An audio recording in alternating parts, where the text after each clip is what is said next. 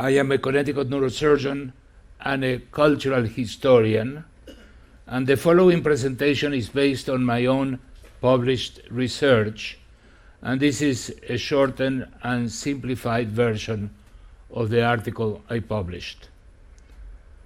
The Battle of Trafalgar and the death of Lord Nelson occurred on Monday, October 21, 1805, in the afternoon. Goldie and I visited the famous Cape Trafalgar Lighthouse this past spring, 2025. And Trafalgar is south of Lisbon, off Cadiz, Spain, and here it is in an 1805 map of Spain. Look at the arrow. I told you already that we live in Fairfield, Connecticut. And as mentioned, Fairfield is on Long Island Sound. And in regards to my naval credentials, I am the captain of a 32-foot Boston whaler, moored at the Fairfield Marina, the Hippocampus IV. In 2017, the Journal of Trauma and Treatment published my article on the death of Lord Nelson at Trafalgar. Nelson was a British naval commander and national hero, famous for his naval victories against the French during the Napoleonic Wars. He was greatly admired in Britain and became a celebrity in the public eye. He showed great audacity that bordered on indiscipline and dashing courage. Here is Nelson's column in Trafalgar Square in London, England. Adolf Hitler planned to move it to Berlin after invading and conquering Britain. Nelson joined the Royal Navy in 1771, aged only 12, became a captain at 20, and saw service, among other places, in the Arctic, the West and East Indies, Canada, the Baltic, and the Mediterranean. One of Nelson's postings was to Naples, where he fell in love with Emma, Lady Hamilton. When Britain entered the French Revolutionary Wars in 1793, he served with great distinction. He had a great dislike and contempt for Napoleon. And over the period between 1794 to 1805, the Royal Navy proved its supremacy over the French. Nelson's most famous engagement at Cape Trafalgar saved Britain from threat of invasion, but it would be his last. Nelson was a small man, only 5 feet 4 inches tall, of slight build, and never had a robust constitution. He was emotional, irritable, a loner, embittered, and vulnerable. He had a foul temper, gout, and an opium habit, and at least in the last few years of his life avoided salt. He thought it was the cause of scurvy, and tried to abstain from alcohol and animal food in his diet. He suffered many illnesses in his voyages, but always wanted to return to sea. Nelson sailed the seas for more than 30 years and was seasick almost every time he did that. He was frequently very ill with recurrent bouts of malaria and dysentery, relics of his time in tropical countries. He sailed with HMS Seahorse to the East Indies and suffered from several tropical gastrointestinal illnesses. It was in the late 1770s. And it was in San Juan, Nicaragua, in 1780, where Nelson suffered from food poisoning. The poisoning appears to have come from drinking water into which the fruit of the manchineel tree had fallen. The fruit looks like a small apple, has a sweet smell and a pleasant taste, but it can be deadly. While they were voyaging over the Atlantic in 1782, Nelson and his crew came down with scurvy from lack of vitamin C. They had had no fresh fruits or vegetables for some weeks. Scurvy, as you all know, attacks the gums and loosens the teeth and by the time he died, Nelson had lost most of his. He married Fanny Herbert Nisbet, the daughter of a wealthy West Indian planter and a doctor's widow. The wedding took place in 1787 in the island of Nevis in the Caribbean. Nelson returned to England with his bride and spent the next 5 years on half pay, frustrated at the lack of command. It was, quote, peacetime. He was bored and had more time than he wanted with his wife. His true love was Emma, Lady Hamilton. She was the wife of Sir William Hamilton, the British ambassador to Naples. Nelson's affair with Emma Hamilton resulted in the birth of 2 children. His daughter Horatia was born in 1801, and a second child, Emma, was born early 1802, but she sadly died of chickenpox while only a baby. Nelson never saw her, but was devastated by her death. In the slide you can see Sir Laurence Olivier and Vivian Leigh in the movie Lady Hamilton. Please look at the right eye patch. Lord Nelson seldom used it. Nelson displayed readiness to put his own safety on the line. He was idolized at home as a dashing rule breaker who led from the front, and in 1802 he wrote a list of his main war wounds. He wrote 4 to 5 in 4 years, and he spoke about him in the third person, and he wrote, quote, he suffered from an injury to his eye in Corsica in 1794, his belly off Cape St. Vincent, 1797, his arm at Tenerife, 1797, his head in Egypt, 1798, and then added, ruefully, tolerable for one war. He received a sharp cut in the back during the siege of Bastia in Corsica. It was in 1794.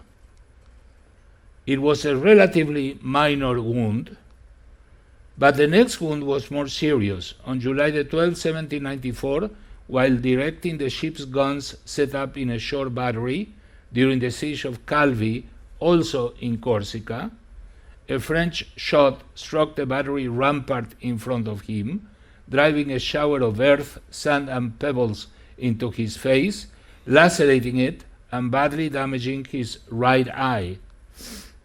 The lacerations healed, leaving no visible sign other than a partially erased left eyebrow, but the vision of the right eye never recovered.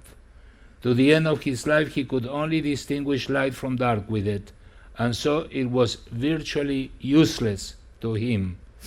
Modern ophthalmology has tried to reconstruct exactly what caused the blindness, and the most favored theory would appear to be a lesion to the cornea or a severe intraocular hemorrhage, although a detached retina is also possible. A recent paper suggested a post-traumatic sympathetic ophthalmia, an inflammatory uveitis, possible autoimmune, eventually involving both eyes. What is certain, however, is that the eye itself remained intact, so that to all appearances it was undamaged. There was certainly no need for him to wear the mythical eye patch so beloved of modern filmmakers and cartoonists. The third wound was in the abdomen in 1797 at the Battle of Cape St. Vincent, off the coast of Portugal. At the height of the battle and while in the thick of the action, in HMS Captain, he was struck in the stomach by a large splinter of wood from a shattered rigging block. As at Calvi, he made light of the wound, reporting himself for the benefit of the official casualty list as, I quote, bruised, but not obliged to leave the deck. As it was, he was left with a hernia, which troubled him for the rest of his life. He developed a reputation for fearlessness. During the battle, he boarded the enemy ship San Nicolas, crying, "Westminster Abbey," or "Glorious Victory." His next and most disabling wound was again the result of a short operation. It was an attack in boats on Santa Cruz in Tenerife. It was on July 25, 1797. Nelson was struck in the right upper arm by a musket ball, just as he was preparing to land from his boat with his arm raised to draw his sword. He was taken back to his flagship with a compound fracture of the right humerus, and the arm was immediately amputated without anesthetic. At first he appeared to be healing well postoperatively. It is claimed that within 30 minutes of the surgery, Nelson was again issuing orders to his men, but eventually he was forced to go home to Britain to recover. He was in such pain that he had to take opium every night in order to sleep, and he lost so much weight that he appeared almost emaciated, and his normally sandy hair turned white temporarily. After over 4 months of suffering, the stump eventually healed almost overnight. Thereafter, it appears to have given him little trouble, apart from occasional phantom pains, usually linked to weather changes. Less than a year after losing his arm, he was again badly wounded, this time in the head, at the Battle of the Nile on August 1, 1798. He was hit by a piece of flying scrap metal. Napoleon had invaded Egypt as a first step in a campaign against the British in India. And at the Battle of the Pyramids, the French army under Napoleon defeated the forces of the local Mameluke rulers. In August 1798, Nelson, quote, finally found Napoleon's fleet moored off the delta of the Nile. He daringly steered his ships on its landward side and almost wiped the French out with his guns. Only 4 French ships survived out of 17. The naval battle of the Nile took place at Abu Qir in 1798, east of Alexandria, west of Rosetta, and Nelson's destruction of the French fleet influenced the course of the entire war. Nelson was wounded in the head. He clearly thought his head wound was fatal, collapsing into the arms of the captain of HMS Vanguard, Edward Berry, with the words, "I am killed, Berry. Remember me to my wife." What really happened was that a flap of skin from his forehead had fallen over his good eye, the left, blinding him with blood and giving the impression that he was fatally hurt. In fact, although messy and painful, the wound itself was fairly superficial. And here he is in the Battle of the Nile. This is a drawing of the battle and a cartoon showing Nelson extirpating the plagues of Egypt and cleansing the mouth of the Nile. And the cartoon says, quote, "The British hero is destroying the French revolutionary crocodiles." Next was the Battle of Copenhagen. In 1801, it was against the Danish and Norwegian fleets that had been defying the British blockade on French trade. This is where Nelson ordered that the signal from his superior officer to withdraw be acknowledged, but not repeated. He turned to his flag captain, Thomas Foley, and said, quote, "You know, Foley, I only have one eye, and I have the right to be blind sometimes." And then, holding his telescope to his blind eye, said, "I really do not see the signal."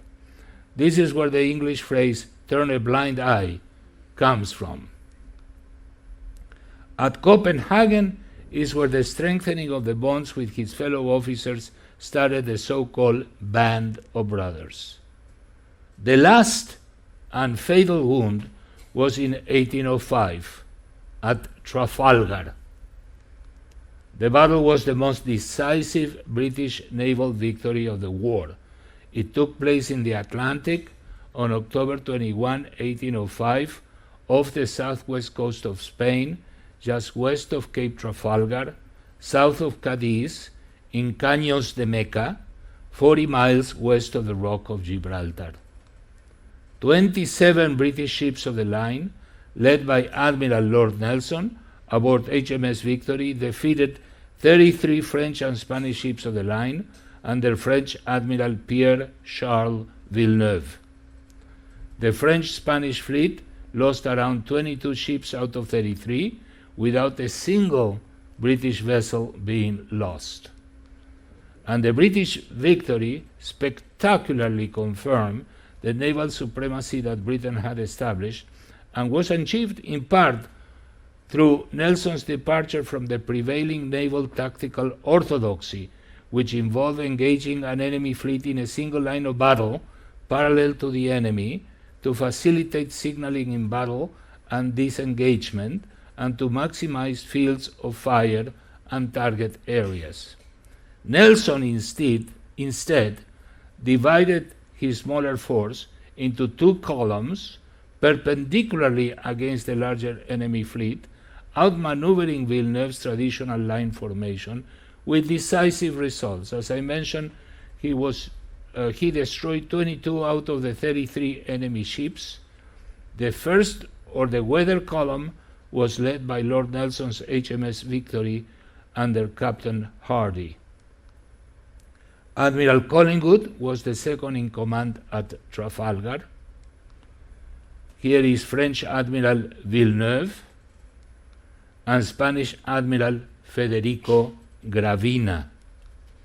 Nelson's flagship was HMS Victory, and here you see her in Portsmouth, with flags signaling Nelson's message to the fleet before the battle.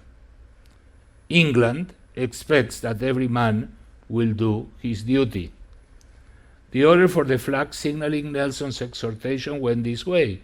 Nelson to Mr. Pascoe, his flag officer, Mr. Pascoe, I wish to say to the fleet, quote, England confides that every man will do his duty. You must be quick, for I have one more signal to make, which is for close action.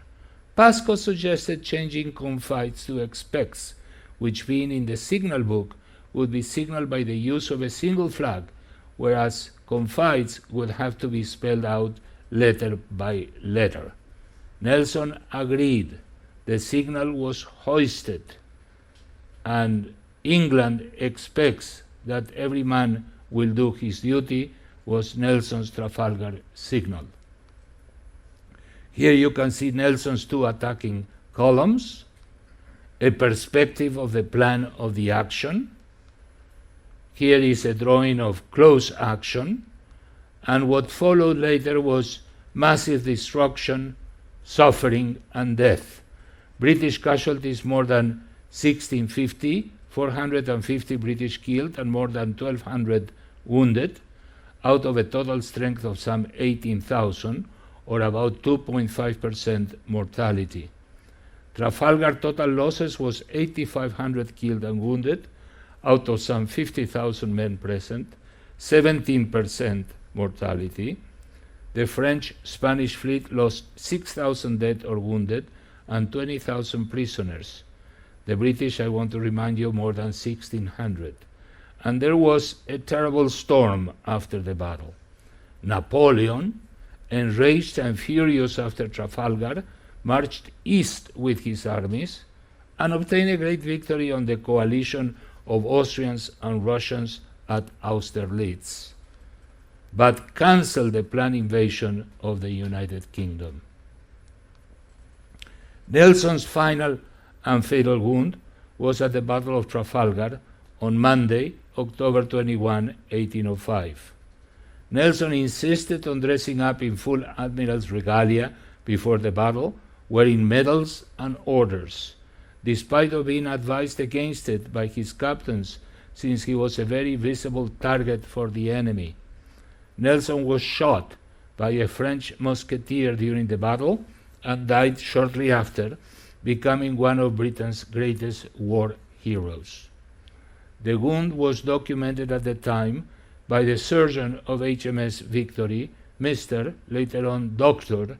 Sir William Beatty, an Irishman.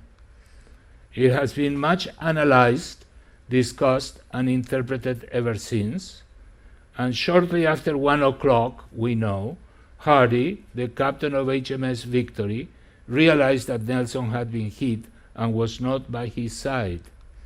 He turned to see Nelson kneeling on the deck, supporting himself with his left hand, I want to remind you his only one, before falling onto his side. He had been shot by a French marksman from the Redoutable, or Redoubtable in English, at a range of only 50 to 70 feet, 15 to 20 meters. Nelson felt, quote, death enter with it, for when the horrified Hardy bent over his stricken friend and boss, he heard the rueful words, Hardy, I believe they have done it at last. My backbone is shot through. Striking Nelson on the left shoulder at the epaulette with a force that first threw him onto his knees, the French musket ball was described as smashing two ribs, the second and the third, tearing through the left lung, and, I quote from the documents, severing a major artery on the way.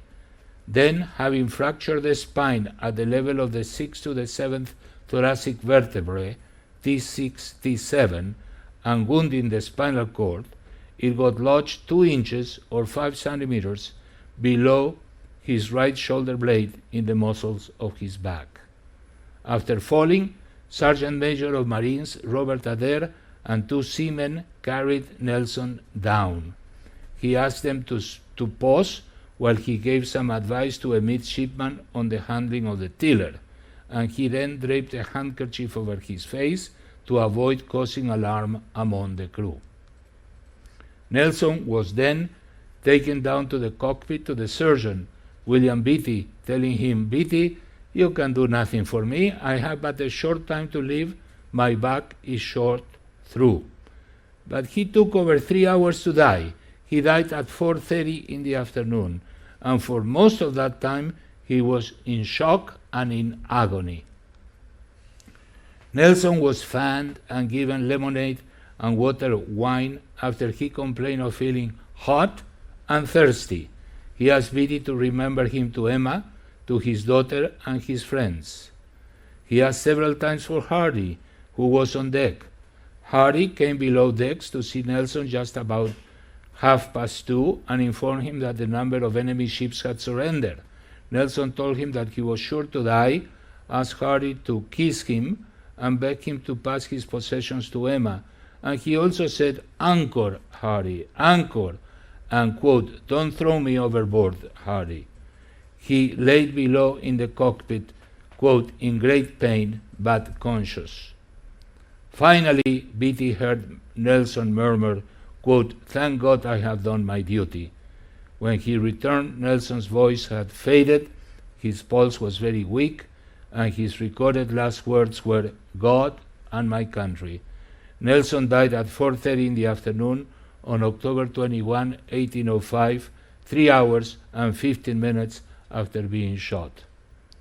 And in the end, the question remains, did he die primarily of blood loss, relating to massive bleeding from a torn pulmonary artery or one of its branches, and or of what we call a hemopneumothorax, blood and air in the chest with compression of heart and lungs, or was it mostly of the spinal cord injury, or even perhaps all of the above? Death released him from his pain and suffering. And although there have been several medical reviews in the past, I thought it merited a new, modern, and thorough forensic analysis.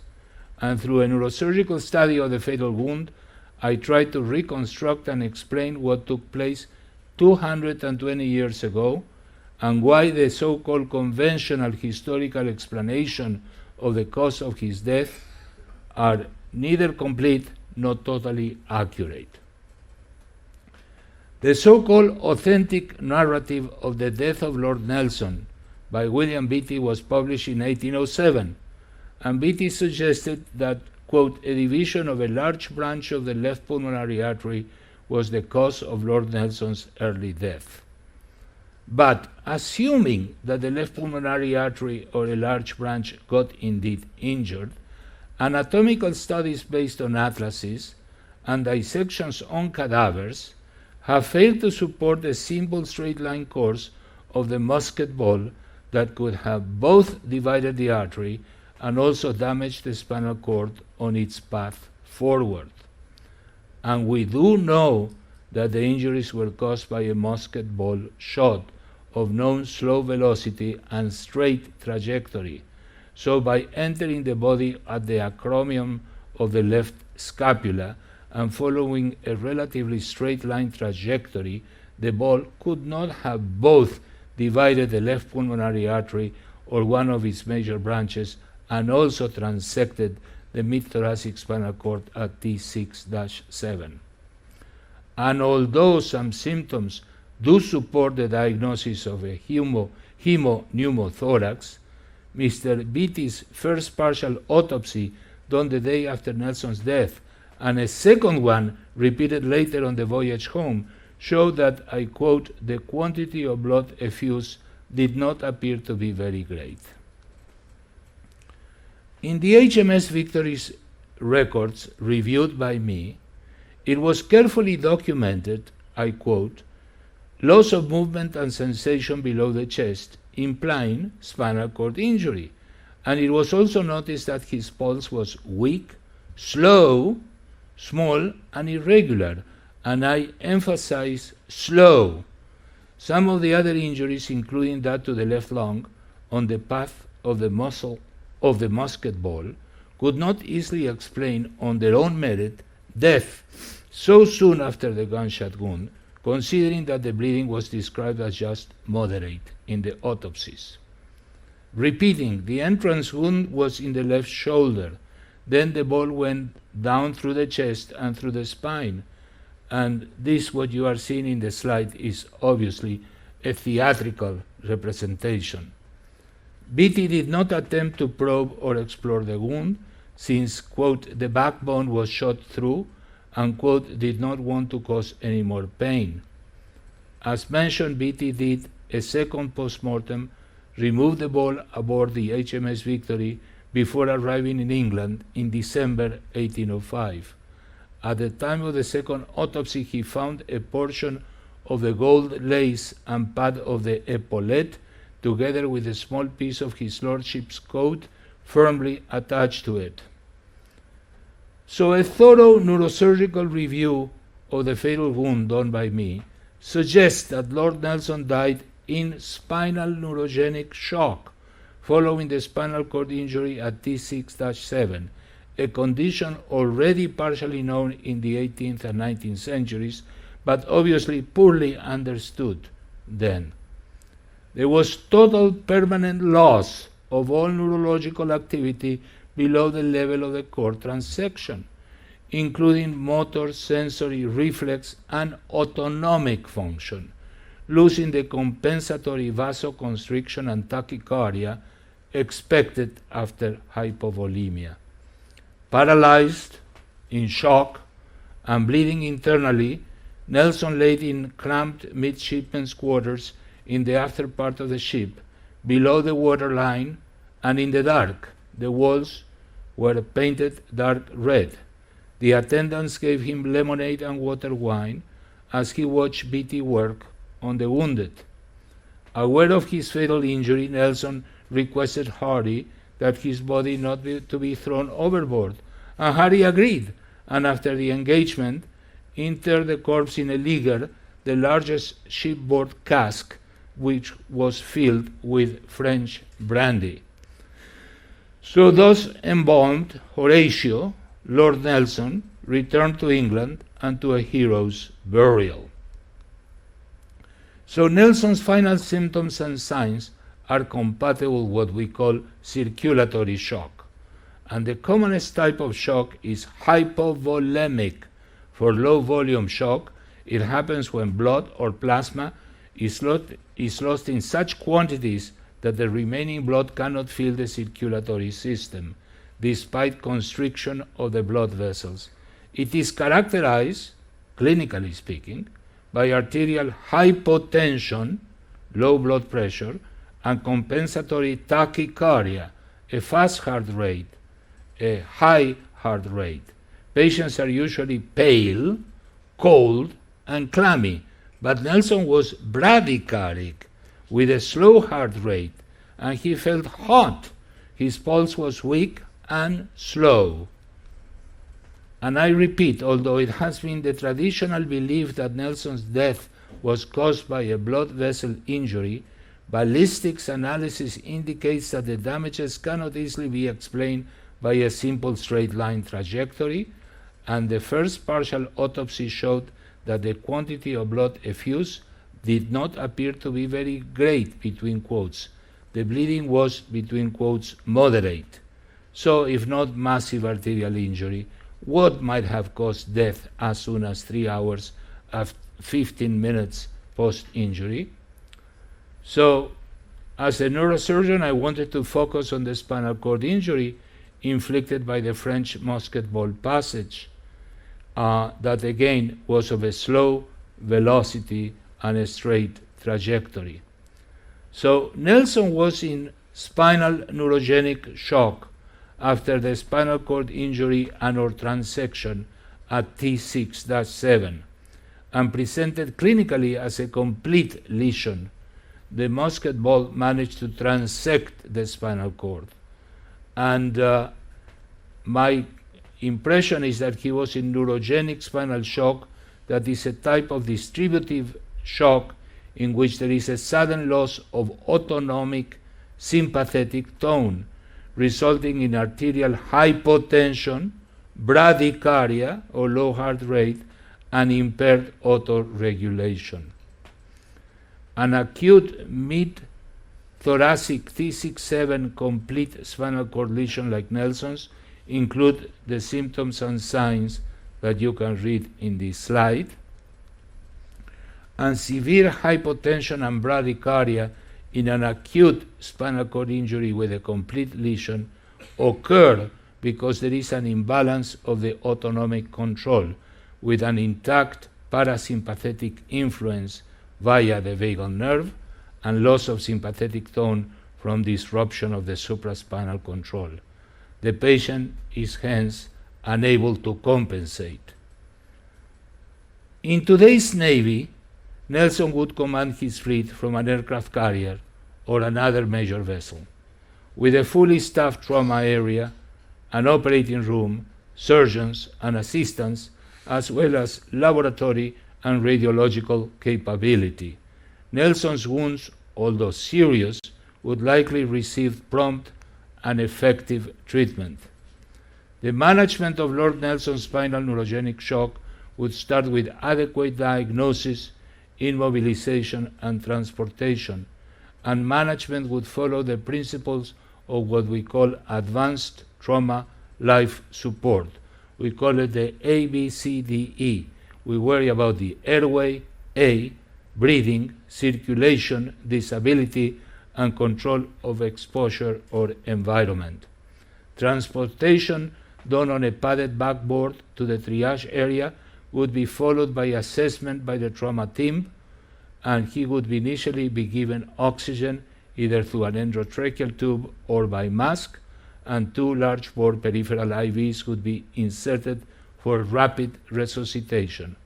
A Foley catheter would be inserted in the bladder, antibiotics and more fluid would be given, and likely, when his condition would be stabilized, he would be evacuated off the ship, and during the evacuation he would be wrapped securely to a padded backboard to prevent hypothermia, further spinal injury, and early decubitus ulcer formation. Breath sounds would likely be decreased on the left side, and if that is the case, the next maneuver would be to insert a chest tube. And while observing the chest tube output, the trauma primary survey would be completed, labs drawn, and a chest X-ray performed. And a walk-in blood bank would quickly provide large quantities of fresh blood.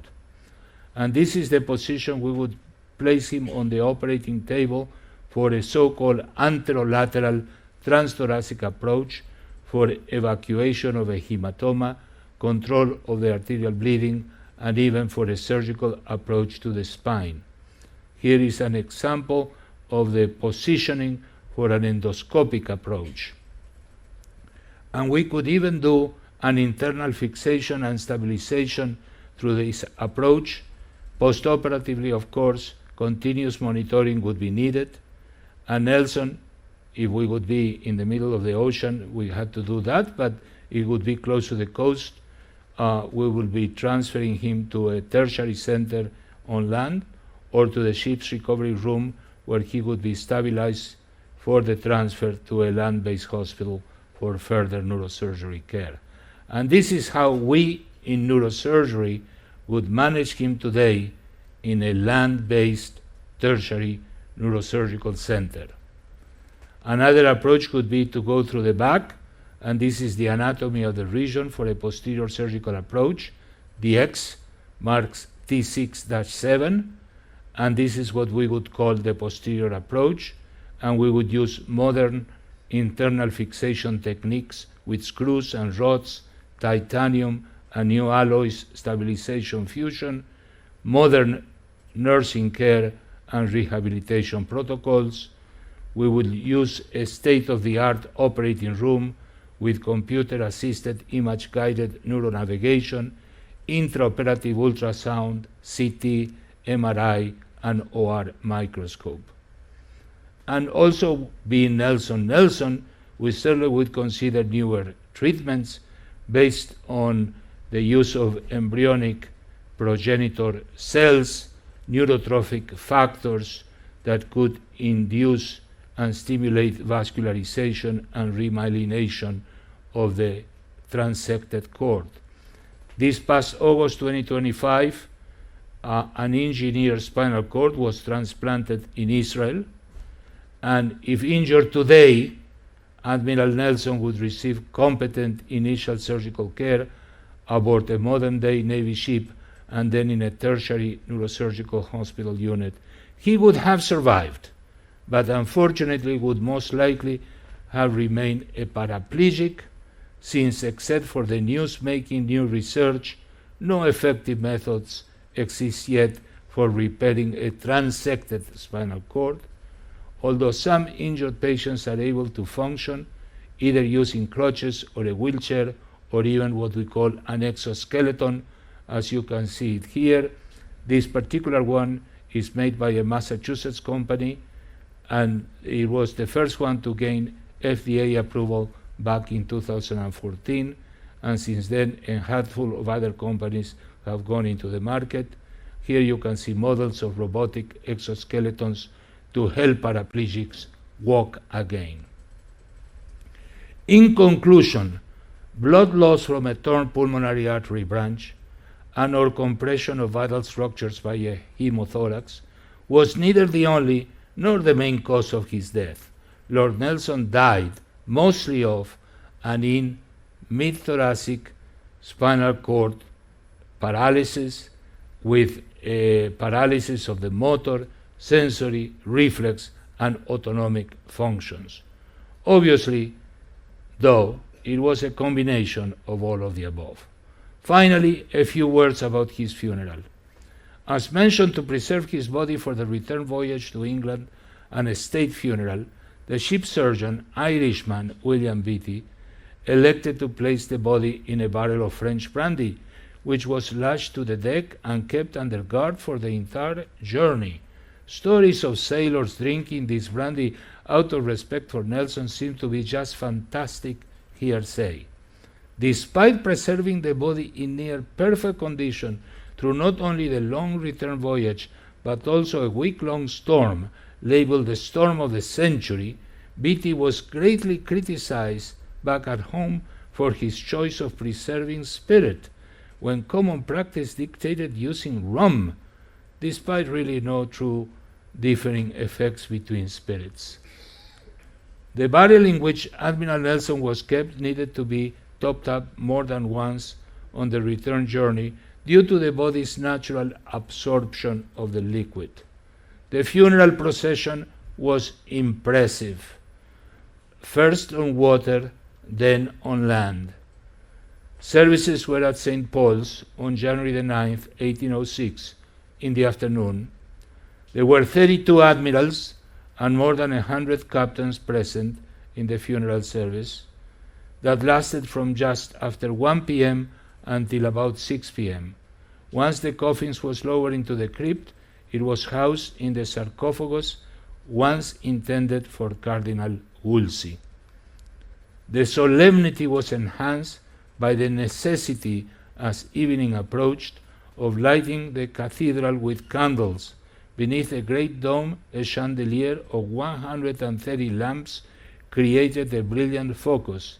As the coffin sank to its last resting place, the seamen of the Victory took from it the blood-stained and shot-torn Trafalgar flag and rent it into fragments to be treasured as heirlooms by their families.